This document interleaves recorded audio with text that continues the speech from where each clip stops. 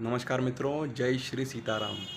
मित्रों, हमें जब हम गृहस्थ में हैं, हम कर्मों में हैं, तो हमें दो तरीके से भक्ति करनी पड़ेगी। दो तरीक़ों से। एक होती है कर्म संन्यास युक्त भक्ति और एक होती है कर्म योग युक्त भक्ति।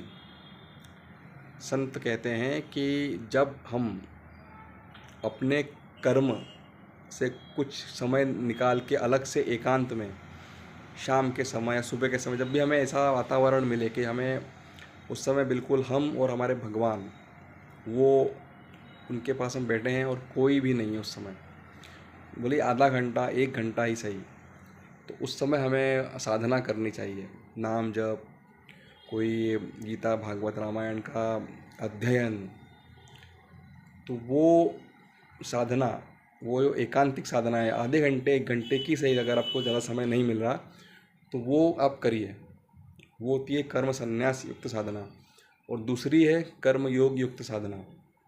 वो कब हमें करनी है? जब हम पारिवारिक जिम्मेदारियां निभा रहे हैं, बच्चों से खेल रहे हैं, बड़ों की सेवा कर रहे हैं, या फिर ऑफिस में, दुकान में, अपने ड्यूटी में बैठे हैं, काम कर रहे हैं 8-10 घंटा, जो भी 12 घंटा, जो भी किसी का जैसा भी काम है, उसमें रत रहकर बीच बीच में नाम स्मरण करना, नाम जप करना, या फिर भगवान के उपदेशों को याद करना है, भगवत स्मरण करना, या फिर जो भी हमारे क्लाइंट हैं, या फिर जो भी ऑफिस में हमारे आने जाने वाले, या फिर ड्यूटी में हमारे आने जाने वाले लोग हैं, उनमें वही सोचना कि हम, ये हमारा जो कार्य है, या फिर या फिर परिजनों को सोचना कि जो जन हैं, लोग हैं, ये भगवान ने ही मेरे को दिए हैं, तो हम इसकी सेवा कर रहे हैं धर्म युक्त कर्म करके, नाम स्मरण करके, और फिर उस कर्म को भगवान को समर्पित करना कि ये जो घंटे मैंने कर्म में दिए हैं, आपका जो भी नाम लिया है, या फिर जैसा भी कुछ मैंने इसमें स्मरण किया है, वो आप वो जो भी मेरा इसमें समय गया है, मैं आपको समर्पित करता हूँ। तो ये कर्म योग युक्त साधना है कि भगवत स्मरण करते हुए कर्म करना,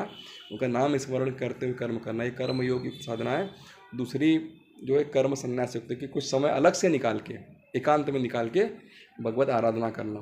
तो ये दोनों ही जो है साधना ज़रूरी हैं। तो थोड़ा समय निकाल के अलग से भी साधना करनी चाहिए, और बाकी टाइम कर्म से, कर्म युक्त रहते हुए साधना करनी चाहिए। तो दोनों ही साधना हम करें तो हमारा जीवन सफल हो, हमारी भक्ति बढ़े, और कर्म भी करते रहें साथ साथ।